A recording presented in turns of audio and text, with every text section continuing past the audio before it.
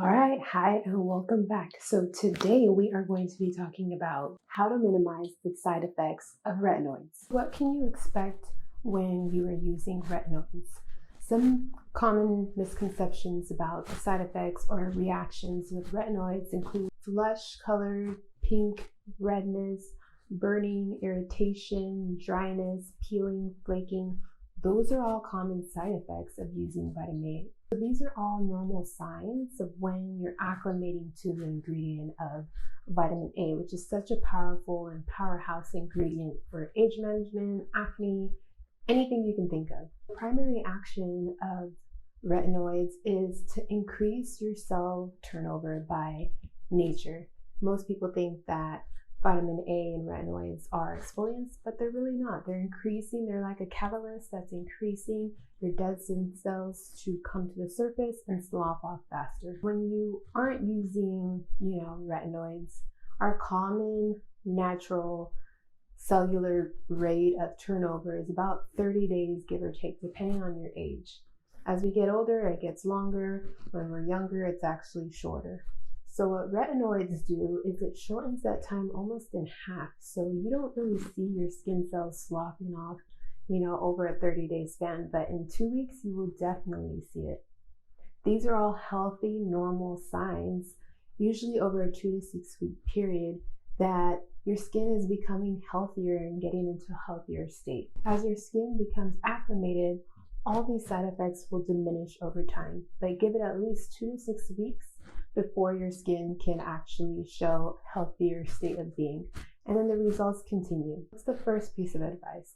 The first piece of advice would be to talk to a professional. A professional will be able to gauge your skin type, your Fitzpatrick, which is your ethnicity and how your skin functions. Then, a professional is able to take your concerns, your lifestyle, your budget into account and come up with the best type of treatment and product for you. The other option would be the bright formula. So you have creams. Generally speaking, creams are great for, drier skin. You have gels and water-like materials are great for acne-prone skin.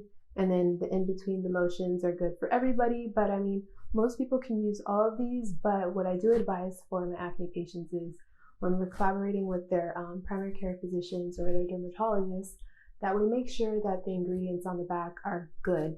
There's one ingredient that I'm going to list down below that is kind of a red flag that I like to have people stay away from when they're on prescription strength retinoids, just because it can clog and can worsen their condition. So my recommendation for acne prone people is to usually use a gel form if they're going to get prescription strength, or there's some newer formulas on the market nowadays that I really like that are great for all skin types. Number 2, my next recommendation would be to start slow. So start maybe every third night, every 2 to 3 days a week. That is something that allows your skin to naturally be introduced to such a powerful antioxidant, and then your skin can get acclimated. Sometimes if you're under supervision by a professional, they will have you hit the ground running and start your program immediately, every day, or even twice a day, and that's completely okay. But if your skin is just not doing well with something like that, that goes into my third recommendation. That means taper back down. So skip a day, let your skin rest by going into the gentle process, which is gentle cleanser, gentle moisturizer, and SPF, so your skin can bring up its strength again, and then you can introduce your active back in. This will allow the anticipated reactions to be less prevalent, but at the same time, the process of repairing your skin will be a little bit slower. 4, the sandwich method. So I like to recommend this for people who need that moisture retention, but still want to be able to apply the product, not complicate the routine so much. So it's exactly how it sounds. Sandwich. You'll put a moisturizer on after toner, put your retinoid on top, and then put a moisturizer on top of that. Or what you can do is mix the pea size of your retinoid and your moisturizer, mix them together and apply it to your face. This allows for a buffer to be the mechanism of action in this case, meaning that you're allowing something to dilute the potency of your retinoid. That way you're still getting good effects, but it's not as strong, not as irritating. You can do this when you're being introduced to the product and then eventually allow your skin to have first contact with the retinoid. Otherwise, I wouldn't recommend you do this long term. Just do it sporadically if needed. Which brings me into moisturizers. So I'm going to give you guys a little bit of visual about why I don't necessarily believe in moisturizers for the most part. So it's yes and no for moisturizers, but let's get into that. This part you want to pay very close attention to. So there's a popularity with moisturizers leading to the term sensitive skin. Using moisturizers occasionally when needed is acceptable and should be used, but to depend on them to hydrate and calm your skin on a daily basis is actually more damaging to your skin. As you can see here, we have a natural moisturizing factor.